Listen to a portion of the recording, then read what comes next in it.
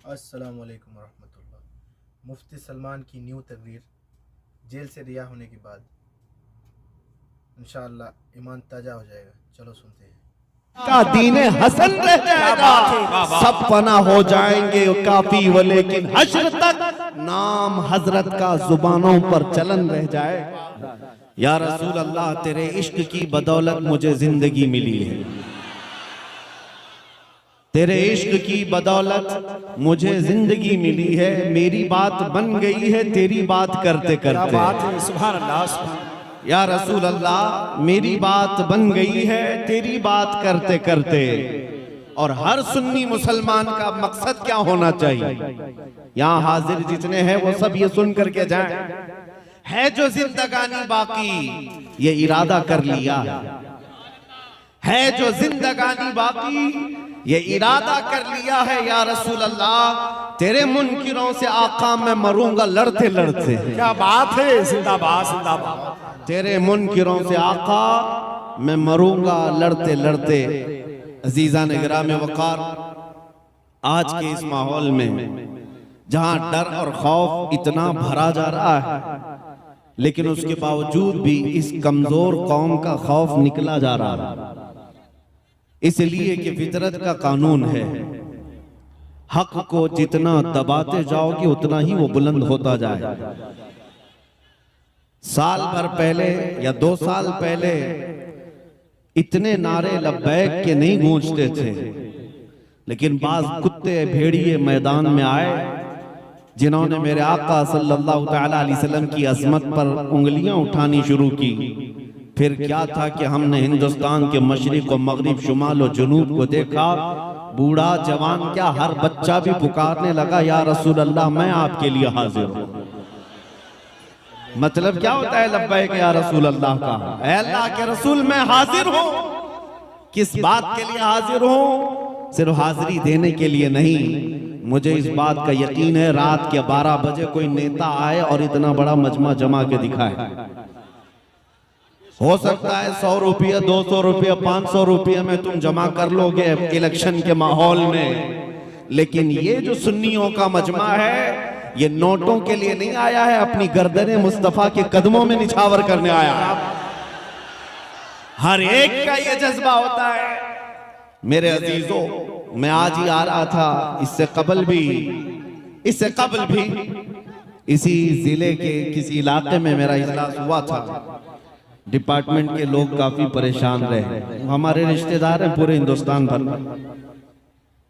वजी मियां साहब भी फरमा रहे थे, बाज़ाब्ता तरीके से कुछ लोगों ने हमारी इमेज ऐसी क्रिएट की है। मैं आज आपके इस इलाके में आ रहा था तो कुछ लोगों ने मुझसे ये कहा कि आप बार बार यहाँ जाना थोड़ा सा कम कर लीजिए, यहाँ पर एक बहुत अलग किस्म का राज है। हमने अपने दिल में ही अर्ज किया और बल्कि उनसे यही कहा, ज्यादा से ज्यादा किस बात से डराओगे हमें? बिल्डोजर से। जिंदाबाद जिंदाबाद। इससे ज्यादा क्या है तुम्हारे पास? लेकिन अल्लाह की कसम, जो हकीकी मुसलमान है वो बिल्डोजर के दांतों से नहीं डरता, जिसे यकीन है कि मेरे पास बाजुए हैदर कर्रार, जिसने मरहब को पछाड़ा है, जिसकी ताकत की बोलती पूरी दुनिया में बोली जाती है। बहरहाल मुसलमानों को खौफजदा होकर जीने की जरूरत नहीं। बरेली के इमाम ने 100 साल पहले हमें पुकार कर कहा था, खौफ ना रख रजा जरा तू तो है अब्दे मुस्तफा, खौफ ना रख रजा जरा तू तो है अब्दे मुस्तफा, तेरे लिए अमान है, तेरे लिए अमान है। मैं आज आपके सामने चंद बातें अर्ज करूंगा। नौजवान, तुम्हारे पास कुछ दौलतें हैं जिस पर तुमको खुद एहसास नहीं है, बल्कि एक अजीम दौलत जो तुम्हारे सीनों में आज भी है, जिससे पूरी दुनिया खौफजदा भी है, थर्राई हुई भी है। सबको पता है ये बिछड़ी हुई कौम है, बैकवर्ड, और बल्कि सर्वे के मुताबिक ये भी कहा जाता है कि मुसलमानों की हालत जार हिंदुस्तान में ऐसी है कि यहाँ के जो SC ST तबके से ताल्लुक रखते हैं उनसे भी पीछे आ चुके हैं। ये गवर्नमेंट की रिपोर्ट है, गवर्नमेंट के सर्वे की रिपोर्ट है। हम ये सारी रिपोर्ट्स को देखते हैं कि मुसलमानों की हालत इतनी खराब तुम ही पेश करते हो, फिर हम इनसे ही पूछते हैं जब इन मुसलमानों की हालत इतनी खराब है हिंदुस्तान में, तो 24 घंटे मीडिया में हम पर ही डिस्कस क्यों करते हो? फिर हर घड़ी हम ही टारगेट क्यों है, हम ही निशाने पर क्यों है? अरे मियां, हालत तो ये है कि हमारे नाम पर तो तुम इलेक्शन भी जीतते हो, अगर हमारा नाम नहीं लोगे तो माहौल गर्म भी नहीं होगा। वैसे आपने कभी महसूस किया इस मुल्क में और भी लोग हैं, सिख भी हैं, ईसाई भी हैं, जैन भी हैं, पारसी भी हैं, लेकिन इलेक्शन का मुद्दा तो सिर्फ मुसलमान है। उसकी वजह क्या है? मेरे अजीजों, मैं वहां आपको ले जाना चाहता हूं, मैं सियासत पे नहीं आ रहा, आपको अपनी वैल्यू और एहसास दिलाना चाहता हूं। दुनिया भौंकती है, भौंकने दो कि हम में 1000 टुकड़े हो गए, हम में से फिरके हो गए, हम में जमातें हो गई, हमारा इत्तेहाद पारा पारा हो गया, सब अपनी जगह पर। लेकिन दुनिया आज भी भौंक भौंक करके हमें बताती है कि आज भी ताकतवर तुम ही हो। क्या बात है, हक है। आज भी एहसास की जिंदगी तुम ही लोगों के पास है। इसलिए कि मुझे अंदाजा है चंद दिनों पहले की बात है, साल 2 साल गुजर रहे होंगे, एक आला अधिकारी हैं, वो हमसे बैठ करके बात करने लगे, मौलाना आप इतने एग्रेसिव क्यों होते हैं, आप इतने सख्त अंदाज में क्यों बोलते हैं? आस्था तो हमारे पास भी है, गुरु हमारे भी हैं। कहा बस फर्क है, आपने ना असली गुरु को देखा है ना असली आस्था को देखा है। बात इतनी है, मैं एक मिसाल आपसे पूछता हूं कि अगर मैं ये कहूं कि आपकी मां बदकार है, अभी मैं जुमला पूरा किया नहीं था कि वो कुर्सी से खड़े हो, कहा कि मौलाना मैं तो आपसे बात कर रहा हूं, आप तो मेरी मां पे चले गए। हमने कहा मैं आपकी मां को गाली नहीं दे रहा हूं, पूछ रहा हूं आपको क्या लगेगा। कहा दूसरी कोई मिसाल दीजिए, आप मेरी मां पे क्यों पूछ रहे हैं? मैंने कहा साहब अभी मिसाल भी आपको अच्छी नहीं लगी, वो भी मां के लिए, आप कान खोल करके सुन लें। आप जितना अपनी मां से मोहब्बत करते होंगे वो अपनी जगह पर, करोड़ों माओं की मोहब्बत से ज्यादा मुसलमान अपनी नबी से मोहब्बत करता है। क्या बात है, जिंदाबाद जिंदाबाद, हक है। हम अपनी रूह और जान से ज्यादा जब तक मोहब्बत ना कर ले, मोमिन कामिल बन भी नहीं सकते, उस वक्त तक ईमान कंप्लीट हो भी नहीं सकता। मोहम्मद की मोहब्बत दीन हक की शर्त अव्वल है, इसी में हो अगर खामी तो सब कुछ नामुकम्मल है। क्या बात है, इसी में हो अगर खामी तो सब कुछ नामुकम्मल है।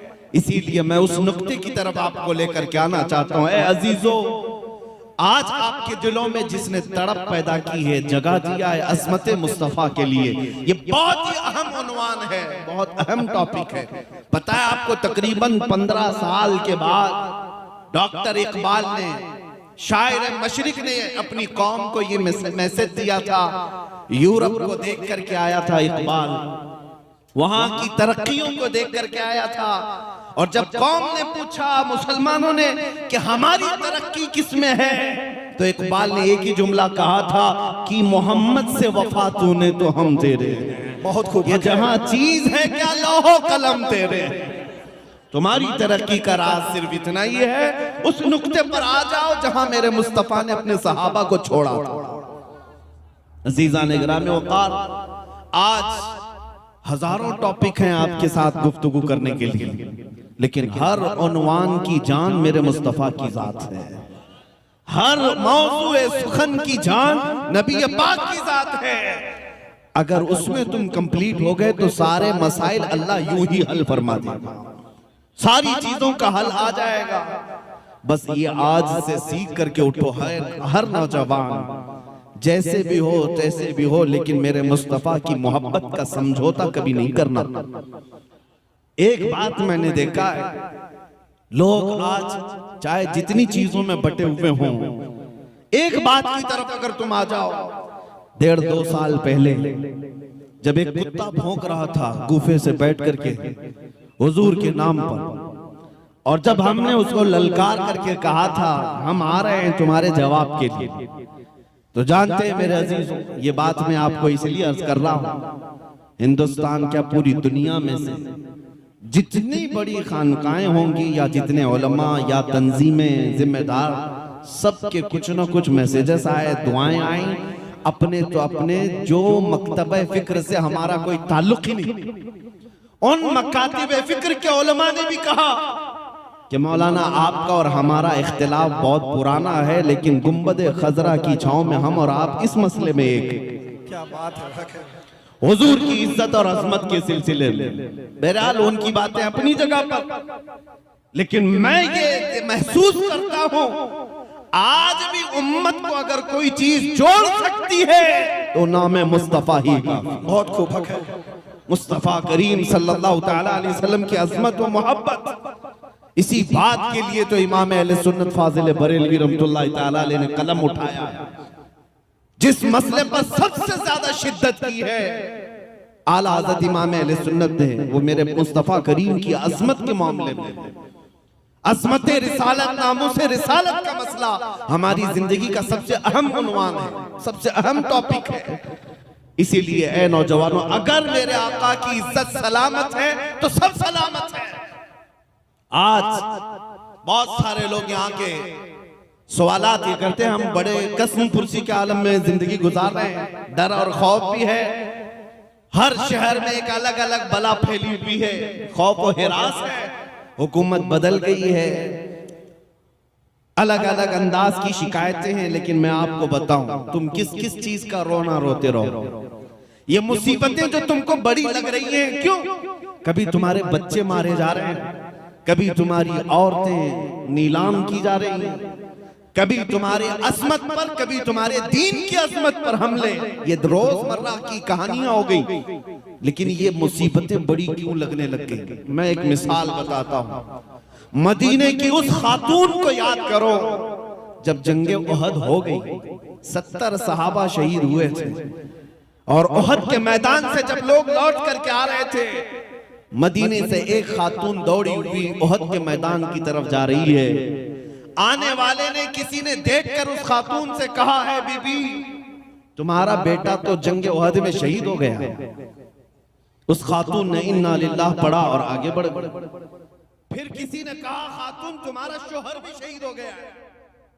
उसने कहा इन्ना लिल्लाहि व इन्ना इलैहि राजिऊन। फिर किसी ने कहा, खातून तुम्हारा भाई भी शहीद हो गया है। एक औरत है, एक औरत। किसी ने कहा तुम्हारा बाप भी शहीद हुआ है। एक औरत के लिए इससे बड़ी आजमाइश क्या है? किसी औरत के पास जाकर सिर्फ इतना कह दो, बेटा तुम्हारा जख्मी हो गया, तड़प जाएगी। माँ की ममता ये है। लेकिन मदीने की उस खातून का जिक्र कर रहा हूं मैं आपके सामने, जिससे ये नहीं कहा गया कि तुम्हारा बेटा जख्मी हुआ, ये कहा गया तुम्हारा बेटा शहीद हो गया, तुम्हारा भाई शहीद हो गया, तुम्हारा शोहर शहीद हो गया, तुम्हारा बाप शहीद हो गया। जब एक औरत को 4-4 रिश्तों की शहादत की खबर दी जा रही हो, उस औरत का हाल क्या होना चाहिए? लेकिन कुर्बान जाओ, उस मदीने की खातून ने आने वाले से पूछा, मेरे रिश्तों की मौत और शहादत की खबर दे रहे हो, आने वाले जरा ये तो बता, अल्लाह के रसूल की कैफियत क्या है, मेरे आका की खैरियत बता। आने वाले ने कहा, मुस्तफा करीम सल्लल्लाहु ताला अलैहि वसल्लम सलामत हैं। तो जानते हो मदीने की खातून अपना आंचल निकाल करके ये कहती है, कुल्लु मुसीबतिन बादका जुललुन या रसूल अल्लाह। ऐ अल्लाह के रसूल, अगर आप सही सलामत हैं तो हर मुसीबत हल्की है, हर मुसीबत छोटी है। ये सहाबा की जिंदगी का राज था। आज हमें यही बात लानी है कि हमें ये जो मुसीबतें बड़ी लगने लग गई, उसकी वजह क्या है? तुम नाम मुस्तफा की कदर करना सीख जाओ और उस इज्जत के लिए मर मिटना सीख जाओ, बाकी सारी मुसीबतें हल्की लगेंगी। कोई मुसीबत बड़ी नहीं है। उलमाए कराम मिंबरों पर, मसाजिद पर खुतबा, आज इनके इर्द गिर्द कुछ खौफ तारी है, जिसकी वजह से कुछ की जुबानें गंग है, कुछ बोलना नहीं चाहते हैं या किसी के दबाव में। मैं सबकी बातें नहीं कर रहा हूं, कुछ की बातें कर रहा हूं। वजह क्या है? ऐसा महसूस होने लग गया कि अगर मैं खुल करके बोलूंगा तो नौकरी चली जाएगी, सदर साहब नाराज हो जाएंगे, कमेटी इधर से उधर कर देगी, निकाल देगी। हमारी कुल जिंदगी कमेटी, सदर और ये खाना पानी और तनख्वाह नहीं है। असले जिंदगी तो रज़ाए मुस्तफा है। वो रसूल अगर राजी है तो पूरी कायनात हमारी है, पूरी कायनात हमारी है। कोई छूटता है तो छूटे, कोई रूठता है तो रूठे, बस बात इतनी होनी चाहिए कि मेरा मुस्तफा मुझसे दूर ना हो जाए। हुजूर की इज्जत की फिक्र करने लग जाएं, फिर देखें अल्लाह ताला पूरी मखलूक को तुम्हारे इर्द गिर्द जमा देता है। हमने देखा है बड़े बड़े अजीम तारीख के पहलवानों को। आपको पता है, आप किसी उत्तर प्रदेश का वो अजीम मुजाहिद इस्लाम जिसको तारीख किफायत अली काफी के नाम से याद करती है, जानते हो? किफायत अली काफी रहमतुल्लाह ताला अलैह को मुरादाबाद शहर में अंग्रेजों ने गिरफ्तार किया था। 8 दिन तक उनके जिस्म पर गरम स्त्री फेरी जाती थी। स्त्री को गरम करके प्रेस को और उनके जिस्म पर, नंगे जिस्म पर फेरी जाती थी, और जब चमड़ी जलती थी तो रात को उस पर नमक डाला जाता था। ये किफायत अली काफी के साथ, एक आलिम रब्बानी के साथ बड़ी मुसीबत है मेरे अजीजों। उलमा ने आज हमने देखा क्या है मुसीबत, हमने अभी मुसीबत देखा ही क्या है। जब उन्हें गिरफ्तार करके मजबूर किया जा रहा था कि आप अपनी बातों से रुजू कर लो अंग्रेज हुकूमत के खिलाफ जो बातें हैं, और हज़रत किफायत अली काफी रहमतुल्लाह ताला अलैह को मजबूर किया जा रहा था। और उनकी जिंदगी में देखा लोगों ने कि वो टस से मस होने को तैयार नहीं। 8 दिन के बाद आपको फांसी की सजा सुनाई गई और चौराहे पर ले जाकर के आपको फांसी पर लटकाने का इंतजाम हुआ।